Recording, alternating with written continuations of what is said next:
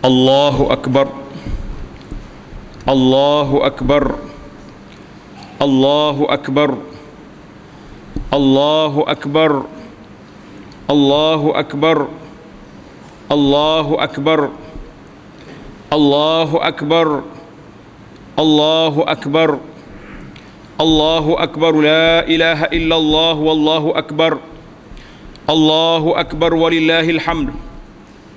Allahu Akbar adada ma zakarallah zakirun wa kabbar, Allahu Akbar adada ma hamidallahu hamidun wa syakar, Allahu Akbar ma farihas sa'imu bi tamami siyamihi wastabshar, Allahu Akbar walillahil hamd. Wa ashhadu an la ilaha illallah wahdahu la syarika lah, al-malikul azimil akbar.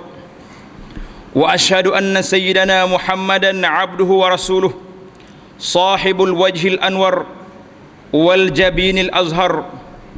Allahumma salli wa sallim alaihi wa ala alihi wa ashabihi wa sallama tasliman katsira ila yaumiddin, amma ba'd. Fa ya ibadallah, ittaqullaha haqqa tuqatih wa la tamutunna illa wa antum muslimun. Para jemaah sekalian, sama-samalah kita bertakwa kepada Allah Azza wa Jalla, karena dengan limpah kurnianya dapat kita berkumpul pada hari yang mulia ini, Yaumu Idikum, Idul Fitril Mubarak, iaitulah hari raya fitrah yang diberkati oleh Allah Azza wa Jalla. Semoga Allah Subhanahu wa taala jadikan hari ini bagi kita umat Islam dan seluruh umat Islam di dunia ini hari gembira dan syukur pada Allah Azza wa Jalla. Setelah mereka menunaikan puasa dan melalui proses hari-hari yang telah berlalu dengan begitu ceria, iaitulah hari mesra ibadah Ramadan, yang disebut dengan hari mesra ibadah, hari yang cukup hidup rumah-rumah Allah, hari yang hamba-hamba Allah begitu taat kepada Allah Azza wa Jalla, sehingga kita nampak perbezaan di antara Ramadan dengan tidak Ramadan ada kelainan. Alhamdulillah, kerana itulah kita disyariatkan pada hari ini, dan bermula daripada terbenamnya matahari Ramadan kita diminta supaya bertakbir, walitukmilul iddata walitukabbirullah, sempurnakan Ramadan kamu sebulan, sama ada 29 hari ataupun 30 hari. Apabila sempurna, walitukabbirullah, adalah kamu bertakbir ala ma hadakum, di atas petunjuk yang Allah Ta'ala anugerahkan kepada kamu. Ini suatu perkara yang menjadi syariat, menjadi sunnah kepada kita umat Islam bertakbir. Walaupun takbir kita telah dicalarkan dengan sedikit kerusakan di zaman moden ini, di saat orang bertakbir anak-anak kita bermain mercun dan bedil. Itu godaan-godaan dunia yang telah berlaku kepada kita. Musim perayaan umat Islam sama seperti musim perayaan orang lain, diikuti dengan budaya-budaya yang asing daripada kita. Ilallahil mustaka, hanya kepada Allah Ta'ala kita mengadu. Sidang jemaah sekalian, alhamdulillah, apabila selesai menaklukkan ibadah yang besar ini, kita bergembira. Allah Ta'ala perintah, qul bifadlillah wa birahmatihi fabidzalika falyafrahu huwa khairum mimma yajma'un. Qul bifadlillah, dengan limpah kurnia Allah, fabidzalika falyafrahu, dengan itu kita bergembira. Kenapa kita bergembira? Saya senaraikan pada pagi ini beberapa sebab kita bergembira pada hari ini. Ini di atas kapasiti orang beriman, orang yang bertakwa kepada Allah Azza wa Jalla. Orang lain ada cara gembira mereka dengan berbagai-bagai cara, saya rasa tak berkait dengan kita, tapi sebagai ingatan boleh kita kata. Gembiranya golongan-golongan munafikin dan golongan-golongan yang tidak baik. Sebab musim mereka tak boleh makan secara terang-terangan, Ramadan telah berlalu. Dia makan bukan tak makan, sama ada dalam hutan ke dalam gok mana-mana berlaku. Tapi sudah pembebasan sudah ada, maka mereka gembira. Gembiranya toke-toke kerana kedai-kedai mereka telah kehabisan barang. Itu di luar daripada pemikiran kita. Yang kita nak kata hari ini, yang saya nak senarai hari ini, kenapa kita bergembira? Yang pertama, kenapa kita tidak bergembira? Waqad mannallahu alaina bil hidayah. Yang pertama sekali, tuan-tuan standar senarai, kegembiraan yang pertama kerana Allah telah hidayahkan kepada kita. Dengan hidayah inilah kita sampai ke rumah Allah pada hari ini.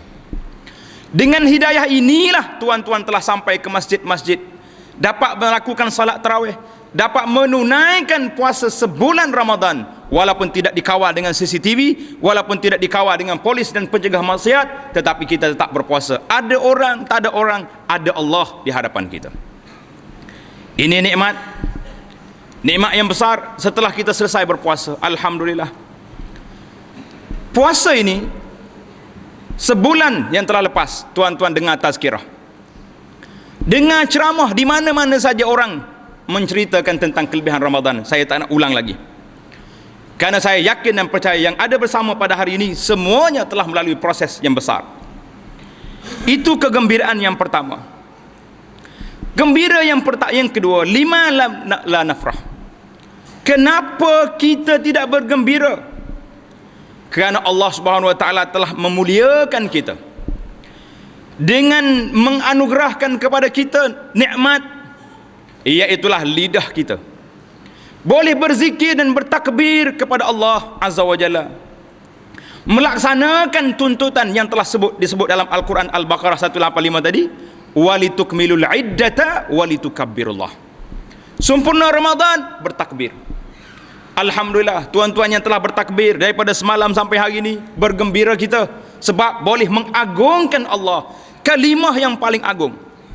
Kita mulakan salat kita dengan takbir, kita mulakan azan kita dengan takbir, kita nak mulakan salat kita, iqamah kita dengan takbir.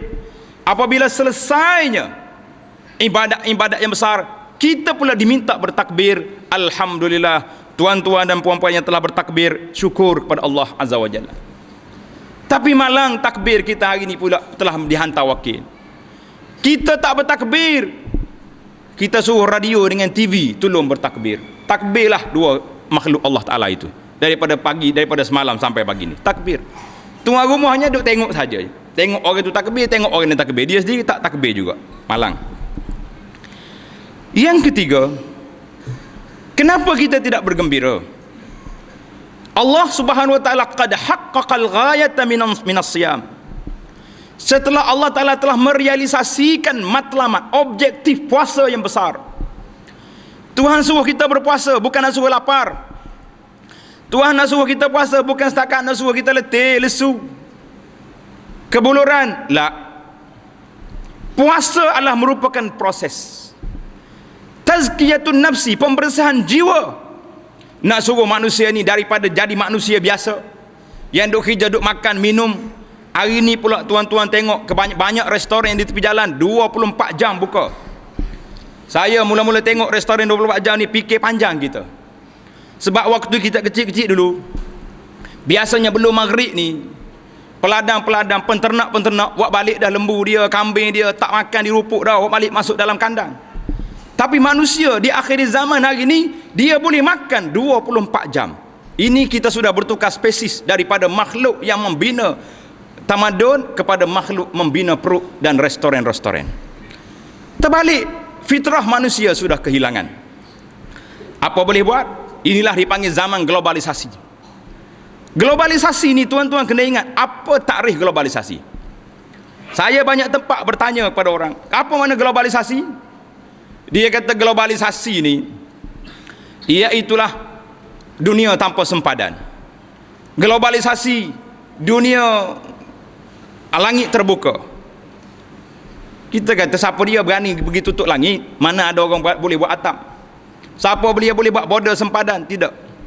Tapi ta'rif yang paling tepat bagi globalisasi iaitulah ta'rif yang telah disebut oleh Syekhuna Dr. Wahbah Az-Zuhaili hafizahullah dalam sebuah seminar yang kami dengar. Dia kata al-aulamah, globalisasi itu, tuan-tuan boleh ingat ta'rif yang paling ringkas dan mudah ini dan paling tepat bagi saya, iaitulah orang putih nak suruh kita makan apa yang dia makan. Orang putih nak suruh kita buat apa yang dia buat. Dia nak suruh kita pakai apa yang dia pakai. Hari ini jadi tak jadi? Sudah terlaksana apa yang mereka nak. Bukti yang paling nyata, nak pakai baju mesti ada nama orang putih. Nak makan ayam terpaksa kena lalu ikut kepala orang putih. Apa kena mengena orang tua tu dengan ayam goreng yang kita nak makan? Nak buat budaya itu pakai perbuatan, semua sudah ikut. Globalisasi telah berlaku. Tetapi walaupun di saat globalisasi melanda dunia ini, kita umat Islam yang telah berpuasa kepada Allah Azza wa Jalla, tidak makan, tidak minum, tidak melakukan persetubuhan pada siang harinya, telah melaksanakan satu tuntutan tasmun an-nafs. Jiwa kita telah naik taraf kepada taraf malaikat walaupun sedikit. Maka kita bersyukur kepada Allah Azza wa Jalla kerana kita telah meninggalkan makan dan minum yang halal. Kerana Allah, kita juga telah meninggalkan perkara-perkara yang haram kerana Allah. Sebab itulah tuan-tuan kena perhati tengok. Ada orang bertanya di bulan Ramadan, kenapa mengumpat orang tak masuk dalam senarai batal puasa? Kenapa marah pada orang tak masuk dalam senarai batal puasa? Jawabnya yang paling mudah dan paling simple. Sebabnya yang kita tidak makan, kita tidak minum, itu benda yang halal. Mengumpat, mengutuk orang, mengeji orang, buat benda-benda munkar, ini memang haram. Kalau di luar Ramadan haram, sepatutnya di saat kamu mengambil sifat malaikat tidak makan yang halal ini, sepatutnya yang haram itu lebih utama lagi kamu tinggalkan. Tapi apa boleh buat? Malang nasib kita, ramai di kalangan kita berpuasa mulut, tidak makan yang halal, tapi masih lagi gomo, masih lagi duduk ratah, masih lagi duduk pelahak kepada benda daging-daging haram yang telah diharamkan oleh Allah Azza wa Jalla. Sidang jamaah sekalian, itu yang ketiga. Yang keempat, kenapa kita tidak bergembira pada hari ini? Kerana kita telah merealisasikan al-ubudiyatul kamilatul lillah. Kita telah melaksanakan pengabdian diri sepenuhnya kepada Allah Azza wa Jalla. Dalam Ramadan, Allah Ta'ala sebut dalam hadis kursi, yada'u ta'amahu wa syarabahu wa syahwatahu min ajli. Mereka meninggalkan makan minum kerana Allah. Jadi tuan-tuan muslimin dan muslimat, itu 4 sebab kita bersyukur pada Allah. Dan hari ini kita telah kembali kepada fitrah. Manusia ini hidup di antara 2 fitrah. Fitrah yang pertama, iaitulah setelah kita dilahirkan oleh mak kita. Nabi SAW telah bersabda dalam hadis, Nabi mengatakan, kullu mauludin yuladu alal fitrah. Semua anak-anak yang dilahirkan itu di atas landasan fitrah. Saya nak takrifkan fitrah kepada para jemaah sekalian hari ini. Sebab mungkin ada sebahagian kita bila sebut fitrah, duk ingat ke berah terah ya. Zaman moden hari ni berah petrah pun tak ada juga. Duk bayar duit tepi jalan daripada Tok Imam bagi resip. Sesar masalah. Kalau setengah pusat zakat yang moden sangat lagi, imam pun tak jumpa. Masuk bayar fitrah melalui SMS. Lagi tak jumpa beras. Apa makna fitrah? Fitrah iaitulah apabila kamu duduk di atas landasan beriman kepada Allah Azza wa Jalla. Yuladu alal fitrah. Manusia dilahirkan di atas fitrah bermakna mengakui keesaan Allah Azza wa Jalla. Bermakna kamu beriman kepada Allah. Kita mengakui ketika Allah tanya kita di alam zuriat, alastu bi rabbikum? Qalu bala. Semua di alam zuriat telah memberi pengakuan bahawa Allah Tuhan dia. Maka bila kita keluar daripada perut mak kita, alhamdulillah masih lagi di atas landasan fitrah. Karena itulah anak-anak orang kafir tidak masuk neraka kerana dia di atas fitrah, dia mengaku beriman. Fa abawahu yuhawwidanihi aw yunasrani. 2 mak ayah dialah yang mencorakkan hidup anak dia. Mak ayah dia bila besar anak, dibawa ke mana? Nak corak hidup mana? Nak jadi orang Islam ke? Nak jadi orang Kristian? Watak. Nak jadi orang Islam mukmin kan nak jadi Yahudi. Fa abawahu yuhawwidani aw yunassirani. Kadang-kadang mak ayah orang baik, ahli masjid, AJK masjid, bertanding tak pernah kalah masjid. Tapi anak-anak mengaji Quran tak erti. Mak ayahnya ustaz, mengajar orang, tapi tengok perwatakan anak-anak, bertukar anak kita dengan anak-anak Cina ni, anak Siam yang bukan Islam. Kita yang mencorakkan hidup kita. Maka fitrah itu kadang-kadang tercalar dengan maksiat-maksiat yang dilakukan itu. Pada ketika itu Allah Subhanahu wa taala rahmatnya, Rahman Ar-Rahim, yang ke-19 kepada hambanya telah mensyariatkan puasa Ramadan. Selepas kamu berpuasa, kamu telah membersihkan diri. Bila mari hari raya, itu dia panggil raja'a ilal fitrah. Kita kembali semula kepada fitrah apabila dosa kita diampun oleh Allah Azza wa Jalla. Para jemaah sekalian, jadi di antara tanda-tanda kepulangan kembali kita kepada fitrah ini, iaitulah al-istiqamatu ba'dal Ramadan. Bagaimana kita nak meneruskan tugas kita selepas Ramadan? Jangan jadikan hari raya ni hari merdeka. Isu merdeka kita akan sebut dalam khutbah yang berikut. Merdeka kita yang sepatutnya tuan-tuan bergembira hari ini, iaitulah kerana kita merdeka. Merdeka daripada api neraka. Dalam hadis Nabi kita sebut, walillahi utaqa minan nar. Allah Ta'ala ada senarai orang yang dimerdekakan. Wazalika fi kulli laylatin. Setiap malam Ramadan ada senarai dimerdekakan. InsyaAllah, saya yakin husnuzan kita billahi azza wa jalla, saya, para jemaah sekalian, termasuk di kalangan senarai orang yang dimerdekakan daripada api neraka, termasuk bapa kita, ibu kita, datuk nenek dan orang yang kita sayangi, insyaAllah. Jadi setelah kita selesai daripada ini, bagaimana kita nak hidup sebagai seorang merdeka daripada api neraka? Iaitulah jaga akhlak, jaga istiqamah kita. Kalau kita kena Ramadan, kena masjid di bulan Ramadan, kita kena Quran di bulan Ramadan, kita juga kena istiqamah di dalam bulan Syawal dan seterusnya sebagai seorang yang beriman kepada Allah Azza wa Jalla. Itu di antara istiqamah. Satu perkara yang perlu kita sebut, iaitulah kita berpuasa pada hari yang sama, kita bertarawih pada malamnya, kita berhari raya pada hari yang sama. Ini menunjukkan bahawa Islam ini dibina di atas dasar ukhuwah, di atas dasar al-wahdatul ummah, di atas kesatuan umat. Yang gagah perkasanya Islam ini apabila umatnya bersatu. Dia panggil ukhuwah Islamiyah. Innamal mu'minuna ikhwatun. Allah sebut dalam Quran dalam surah Al-Hujurat, innamal mu'minuna ikhwatun. Orang beriman itu iaitulah bersaudara. Hari ini tuan-tuan, kita kena letak di hadapan kita, iaitulah Islam. Islam yang telah menyatukan kita, iman yang telah menyatukan kita, bukan bangsa, bukan keturunan. Nabi SAW tidak pernah menyeru kepada persatuan Arab, Liga Arab, tidak. Nabi tak menyeru supaya kesatuan. Semua kesatuan bangsa akan runtuh kalau kita hari ini berjuang menegakkan bangsa Melayu tanpa mengenepikan perjuangan Islam. Tuan akan gagal.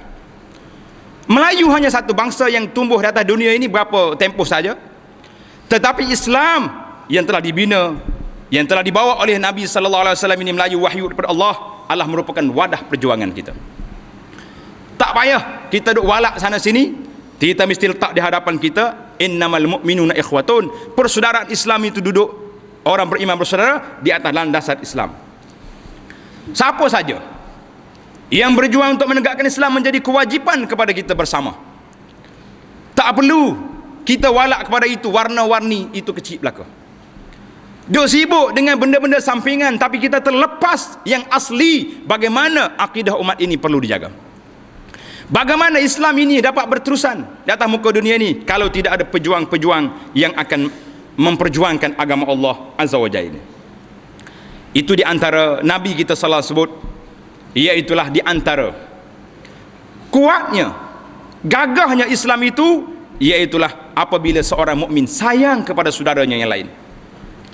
Dalam hadis 3 perkara seorang ini mendapat kemanisan iman, iaitulah apabila dia sayang kepada Allah dan Rasulnya lebih daripada segala-galanya.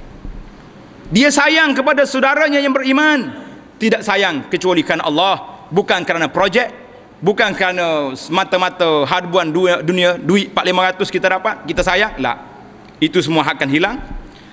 Dan dia tak mau menjadi kafir setelah dia beriman, sebagaimana dia benci untuk dicampak dalam api. Hadis ini dari Bukhari Muslim. Dan Nabi SAW ingat, simpulan ikatan yang besar ini, tuan-tuan, iaitulah al-ukhuwah. Ukhuwah Islamiyah yang besar ini, inilah kita bina pada hari raya. Hari ini kita bersalam-salam. Tak cukup setakat hantar SMS selamat hari raya, maaf zahir dan batin, ataupun hantar kad raya saja. Kalau setakat itu sahaja, jawab dia hanya sedaplah kita. 10 bulan kita buat maksiat, kita mengumpat orang, dekat anak raya beli kad hantar selamat hari raya, maaf zahir dan batin. Sudah. Lah, kita perlu bertemu, berjumpa, nyatakan apa yang kita silap, nyatakan kasih sayang kepada kita. Dalam hadis yang diriwayat oleh Imam Muslim daripada Abu Hurairah radhiyallahu anhu, Rasulullah sallallahu alaihi wasallam bersabda, tuftahu abwabul jannati yaumal isnin wa yaumal khamis. Dibuka pintu syurga pada hari Isnin dengan hari Khamis. Dibuka pintu syurga. Fayughfaru likulli 'abdin la yusyriku billahi syai'a. Diampunkan kepada semua hamba-hamba Allah yang tidak melakukan syirik pada Allah. Orang yang beriman tak melakukan syirik diampunkan. Illa rajulan kanat bainahu wa baina akhihi syahna. Kecuali orang yang ada di antara dia dengan saudaranya permusuhan. Kerana sebab-sebab yang sedikit kita bermusuh dengan orang ni. Apalagi kalau bermusuh semata-mata kerana dunia semata-mata. Berebut benda sikit, tak dapat projek, bala. Silap masuk dalam tanah orang, kelahi. Silap parking kereta depan tangga pun bala. Anak dengan anak berebut mercun pun mak dengan ayah kelahi. Ini cukup berat. Dua orang ini yang berkelahi tidak diberi maaf. Fayuqal, Allah perintah pada malaikat, anziru hazaini hatta yastaliha. Tangguhkan kemaafan kepada dua orang yang berkelahi ini sehingga mereka berdamai.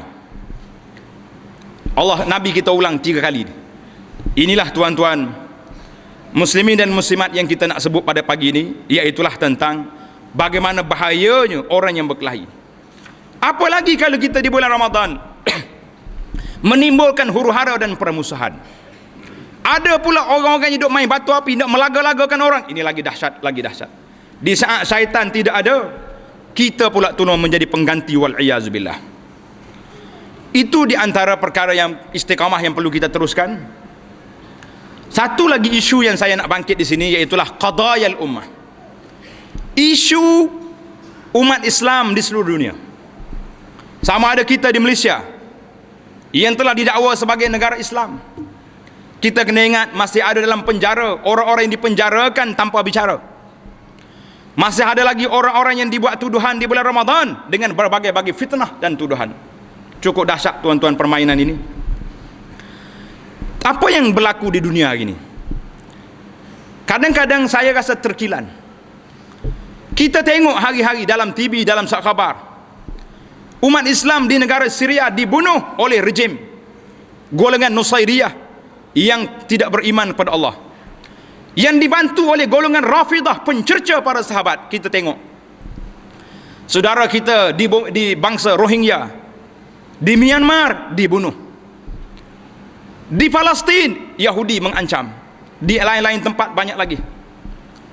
Tiba-tiba bila mari bulan Ramadan bulan yang mustajab doa, ramai di kalangan imam-imam kita, sama ada orang tua atau orang muda. Yang tua boleh tahan juga, dia tak tengok sangat internet. Yang muda-muda pun tak prihatin juga dengan qadayal ummah. Bila mari kunut witir, fa innaka taqdi, senyap, wa sallallahu ala sayyidina Muhammad. Kenapalah kamu begitu tidak cakna, tidak prihatin, tidak peduli kepada saudara-saudara umat Islam sendiri? Dahlah kita tidak pergi ke negara mereka dengan tangan dan darah kita. Dengan doa kita pun kita tidak hantar. Subhanallahil azim. Betapa tidak prihatinnya kita kepada isu umat. Kerana itulah tuan-tuan muslimin dan muslimat, pada hari raya kita masih lagi mempunyai peluang. Sepatutnya sebulan Ramadan kita menghantar, mengirim doa, ya Allah bantulah umat Islam di Syria, bantulah bangsa kami di Rohingya, di mana tempat. Kita berdoa dengan menangis minta Allah bantu. Sebagaimana Allah, walaqad nasarakumullahu bi badrin wa antum adillah. Badar tidak cukup bilangan tapi Allah bantu. Jadi hari ini saya sebut di sini tuan-tuan, kita bukan nak marah dengan sahabat-sahabat kita imam-imam, tapi begitu tidak peka dengan keadaan, maka pada hari raya dan hari-hari selepasnya, hololah sumbangan kepada saudara kita. Bila ada orang minta derma untuk negara-negara yang susah, bagi bantuan. Kita tak pergi dengan jiwa, kita tak pergi dengan darah dan badan kita. Biarlah kita pergi dengan jiwa dan harta kita. Inilah di antara perkara yang perlu kita kena ingat.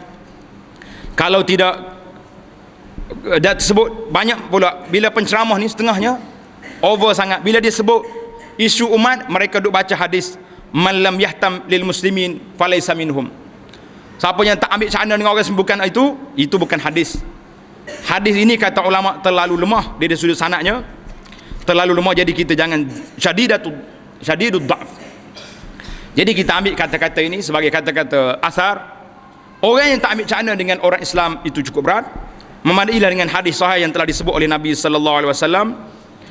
Allahu akbar, Allahu akbar, Allahu akbar, la ilaha illallah wallahu akbar walillahil hamd. Barakallahu li wa lakum fil Qur'anil azim wa nafa'ani wa iyyakum bima fil ayati wa dzikril hakim wa taqabbala minni wa minkum tilawatu innahu was-sami'ul alim. Aqulu ma tasma'un wa astaghfirullaha li wa lakum wa li sa'ilil muslimin fastaghfiruhu innahu wal ghafurur rahim. Allahu akbar, Allahu akbar, Allahu akbar, Allahu akbar, Allahu akbar, Allahu akbar kabira walhamdulillahi katsira wa subhanallahi bukratan wa asila. La ilaha illallah wahdahu la syarikalah wa asyhadu anna Muhammadan abduhu wa rasuluh. Allahumma salli wa sallim ala abdika wa rasulika Muhammad wa ala alihi wa sahbihi wa man sara ala nahdihi wahtada bihadihi wastanna bisunnati ila yaumiddin. Amma ba'd. Fa ya ayyuhal muslimun ittaqullah. Wahai hamba-hamba Allah, bertakwalah kepada Allah azza wa jalla. Di antara kesempurnaan nikmat yang Allah telah beri kepada kita, iaitulah kita hiasi hari raya kita ni dengan adab-adab berhari raya. Saya telah sebut dalam khutbah yang lepas 10 perkara adab yang perlu diikuti. Di antara adab yang telah Tuan lakukan pada pagi tadi, iaitulah kita makan sebelum salat, berpakaian-pakaian yang cantik. Ada lagi perkara yang perlu kita tambah di sini, iaitulah nikmat iman yang telah kita gilap di bulan Ramadan. Keampunan Allah Ta'ala kita capai pada malam-malam yang lepas, insya-Allah. Lailatul Qadar telah kita hidupkan. Jangan sekali-kali kita rusakkannya dengan maksiat dan kemungkaran. Seolah-olah hari raya ni hari bebas, hari yang tidak ada sempadan di antara kita dengan mereka. Hari raya bebas nak buat apa saja, boleh sebab hari raya. La, kita bukan merdeka daripada nikmat, kita bukan merdeka daripada ibadat, tetapi kita merdeka. Maksud merdeka di sini Idul Fitri, kembali kepada fitrah, iaitulah kembali kepada orang yang tidak berdosa. Maka malanglah sesiapa yang melakukan perbuatan mungkar dan maksiat pada hari raya ini. Iaitulah di antara perkara yang kita kena ingat. Tuan-tuan para jemaah sekalian, jangan campur adukkan di antara ibadat hari raya ini dengan adat istiadat yang biasa dibuat. Hari raya ni macam-macam telah diatur, program-program yang telah dibuat. Sudah hilang perasaan malu di zaman kita hari ini. Imam Bukhari telah meriwayatkan hadis daripada Ibnu Mas'ud, Abi Mas'ud radhiyallahu anhu, kata Nabi sallallahu alaihi wasallam, "Idza lam tastahi fasna' ma syi'." Nabi kata, apa yang kita tinggal lagi di antara kata-kata nabi-nabi yang terdahulu, "Idza lam tastahi fasna' ma syi'." Apabila hilangnya sifat malu dalam diri, maka kamu boleh buat apa yang kamu nak. Hari ini kita bimbang, sifat malu di antara orang Islam sudah kehilangan. Anak-anak kita bercampur bebas, laki-laki perempuan seolah tidak ada batas lagi. Bahkan anak-anak lelaki dan perempuan bercampur gaul. Bawa balik ke rumah hari raya, ini friend saya, mak dia bersengih tengok. La haula wala quwata illa, tidak ada batas, tidak ada. Hilangnya perasaan ghairah, perasaan cemburu ibu bapa kepada anak-anak. Hilangnya perasaan cemburu suami kepada isteri. Bahkan cemburu buta banyak pula. Tengok isteri bercakap, ingat bercakap orang lelaki-lelaki, kawan tu bercakap dengan kawan dia, bagi penampar. Isteri macam tu juga, itu cemburu buta, cemburu yang tidak diizinkan. Tetapi masuk cemburu di sini, iaitulah cemburu tengok yang telah dihuraikan oleh Nabi sallallahu alaihi wasallam kepada kita. Iaitulah cemburu itu Allah Subhanahu wa taala cemburu kepada hamba-Nya, wa ghairatullah an ya'tiyal mu'minu ma harrama alaihi. Allah cemburu sangat kepada hamba dia apabila hamba ini cuba nak melakukan perkara yang tak baik. Apabila hamba ini cuba nak melakukan benda-benda yang diharamkan oleh Allah Azza wa Jalla. Sabda Nabi sallallahu alaihi wasallam, salasatun la yanzurullahu Azza wa Jalla ilaihim yaumal qiyamah. Tuan-tuan ingat, 3 golongan Allah Subhanahu wa taala tidak tengok kepada mereka pada hari kiamat. Yang pertama, al-aqu liwalidayhi, anak-anak yang derhaka kepada ibu bapa. Ini golongan pertama. Yang kedua, wal mar'atul mutarajjilatu, orang perempuan menyerupai laki-laki. Hari ini cukup dahsyat tuan-tuan kalau kita tengok isteri ke anak-anak orang Islam hari ini, dahsyat. Seluar ketak, tak pakai seluar manusia, pakai seluar jin hari ni. Tak kira laki-laki perempuan, bertukar habis orang dengan jin. Ini bukan pakaian muslimah. Nabi kata mar'atul mutarajjilah, orang perempuan yang ikut seperti laki-laki, sama ada dalam pakaian, pergerakan. Ini Allah Ta'ala tidak tengok. Wad dayus, dan golongan dayus. Dalam hadis Imam Ahmad, Nabi sallallahu alaihi wasallam telah menafsirkan makna dayus. Ad-dayus alladhi yuqirru fi ahlihi al-khabas. Dayus iaitulah orang yang membenarkan, yang menerima keluarganya melakukan perbuatan mungkar dan keji. Suami tengok isteri tahu tu aurat, tak apa. Ini zaman moden. Suami bapa tengok anak-anak tahu tu aurat, nak buat guana. Budak-budak zaman lain ni mungpak berapa hijah, duk main budak-budak selalu. Allahu Akbar. Kadang-kadang kita rasa terkilan. Ayuh pakai piah, pakai serban, mak pakai telekung.